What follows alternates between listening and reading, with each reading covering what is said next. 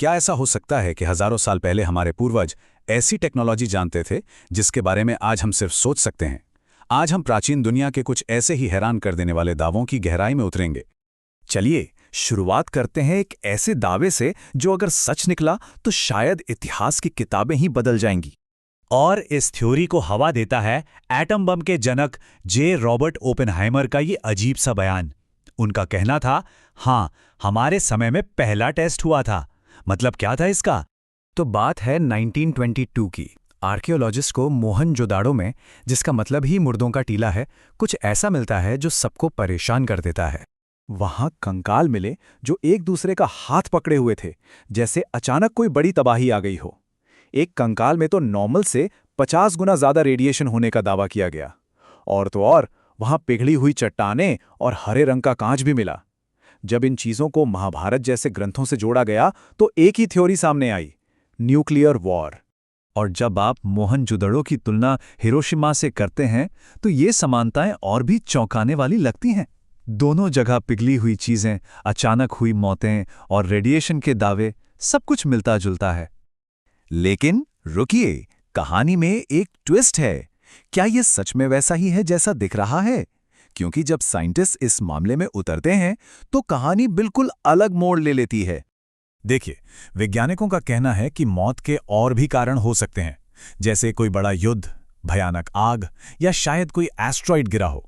Radiation की बात करें तो माप कहते हैं कि वो नॉर्मल बैकग्राउंड रेडिएशन जितना ही है। और वो 50 गुना रेडिएशन वाली बात, वो तो 1966 की सिर्फ एक किताब से आती है, जिसे कभी वेरीफाई ही नहीं किया गया। अच्छा, चलिए 1 मिनट के लिए मान लेते हैं कि बम था, तो सवाल उठता है उसे गिराया कैसे गया होगा। और यहीं से हमारी कहानी पहुंचती है प्राचीन भारतीय विमानों के दिलचस्प कॉन्सेप्ट पर। एक प्राचीन ग्रंथ है विमान शास्त्र, जिसे महर्षि भारद्वाज ने लिखा था। इसे अक्सर एक ऐसे ब्लूप्रिंट की तरह पेश किया जाता है जिसमें अलग अलग तरह की उड़ने वाली मशीनों का जिक्र है। और बात सिर्फ ग्रंथों की नहीं है। एक दावा यह भी है कि 1895 में, यानी राइट ब्रदर से 8 साल पहले, शिवकर बापूजी तलपड़े ने मुंबई में एक मानव रहित विमान 1500 फीट तक उड़ाया था। पर कहते हैं कि ब्रिटिश सरकार के कारण उनका प्रोजेक्ट आगे नहीं बढ़ पाया। लेकिन यहां भी एक दूसरा पहलू है। आलोचक कहते हैं कि विमान शास्त्र में कोई असली टेक्निकल डिटेल है ही नहीं। वो इसे बस काल्पनिक विचारों का एक कलेक्शन मानते हैं, कोई इंजीनियरिंग मैनुअल नहीं। उनके हिसाब से ये बस कंफर्मेशन बायस है, मतलब हम जो देखना चाहते हैं हमें वही दिखाई देता है। चलिए अब भारत से चलते हैं मिस्र। वहां है पिरामिड, जो हमेशा से ही एक बड़ा रहस्य रहे हैं। पर क्या हो अगर ये सिर्फ मकबरे ना हो बल्कि कुछ और ही हों?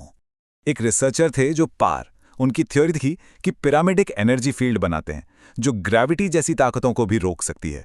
उन्होंने तो ये तक दावा किया कि उनके छोटे टेस्ट पिरामिडों का वजन एक्सपेरिमेंट के दौरान 5 ग्राम तक कम हो गया था। और उनकी फाइनल थ्योरी कि ये पिरामिड ओरियन तारामंडल तक सफर कर सकते थे। अब सुनने में ये बिल्कुल किसी साइंस फिक्शन फिल्म जैसा लगता है ना, और सच यही है। पार्क की रिसर्च को कभी किसी और ने कंफर्म नहीं किया और ये फिजिक्स के सारे नियमों के खिलाफ जाती है, तो इसे एक बहुत ही वाइल्ड थ्योरी ही माना जाता है। तो अब तक हमने काफी वाइल्ड थ्योरीज देखी, पर इसका मतलब ये नहीं कि प्राचीन काल में सब कुछ कल्पना ही था। कुछ चीजें ऐसी भी हैं जो सच में समय से बहुत आगे थीं और जिनके पक्के सबूत हमारे पास हैं। 2 कमाल के उदाहरण हैं।